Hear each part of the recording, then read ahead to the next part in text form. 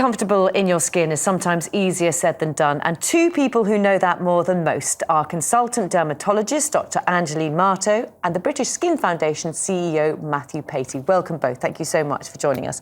Now, skin has more than just a primary function of being a protective barrier. There are so many kind of physical and psychological elements tied up in how we feel. Anjali, does age play a part in how we feel about our skin? Well, the skin is such a visual organ. It forms such a huge part of our identity. And skin does change as we age. So if you think about youngsters, toddlers, small children, skin conditions like eczema are very, very common. As you get through to adolescence, acne can affect about 80% of teenagers. You get to your 20s, your 30s, skin conditions like rosacea can become more common. And then as people progress to their 40s, their 50s, women in particular will go through hormonal changes. And those hormonal changes, as one approaches the menopause and afterwards, can lead to issues of dryness, sensitivity. So there's a lot of things that happen to our skin as time goes on. Matthew, with so much information and misinformation out there, how much can the British Skin Foundation help? What we found, obviously, the internet is great. It's given us more information than ever before. But obviously, when it comes to the source of that information and when it comes to skin health and skin disease, it's like, is that source credible? And also, is it trustworthy? So where the British Skin Foundation can come in is that by working with dermatologists such as Anjali, we have access to the real information, the real advice and expertise that is necessary when talking about skin disease and skin health.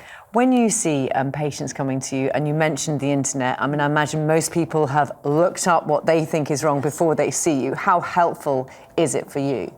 You know, the internet is such a double-edged sword. There's no getting away from that. You know, knowledge is power, provided that knowledge is good quality knowledge and it is credible and it does come from a good source.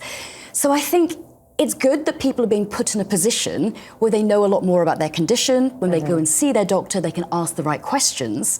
But the flip side is a little bit of doing too much of your own research can lead you slightly down the garden path, so caution is needed. As well as being a source of trusted information, the British Skin Foundation has changed, hasn't it, over the last 25 years? We've evolved in the same way that people's expectations and understanding around skin disease has evolved. So 25 years ago, if you spoke to someone in the street and mentioned the word dermatologist, most people wouldn't know what you were talking about.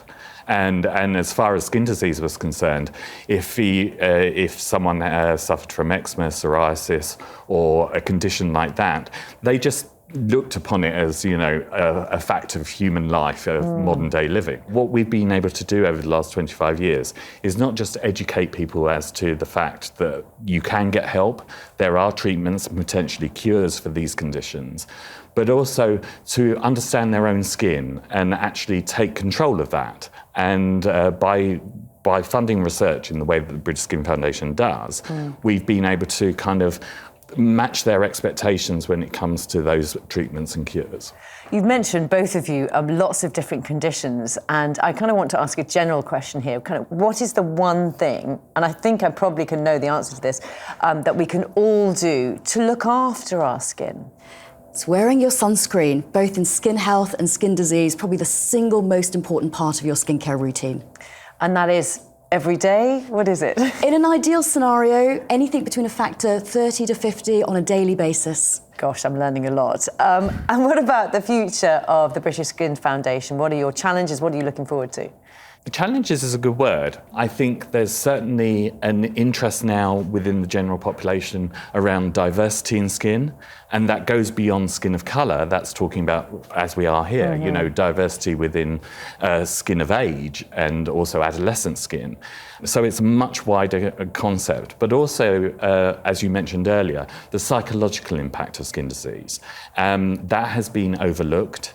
And it would be interesting to do a lot more research into that area, because the psychological impact, it's for a lot of people, it's about image. And if you feel yourself that your image is coming across as in a detrimental way, then that can often be worse than the physical effects of the disease that you're suffering from. Matthew Patey and Dr. Anjali Marto, thank you both very much for your time today. Thank you.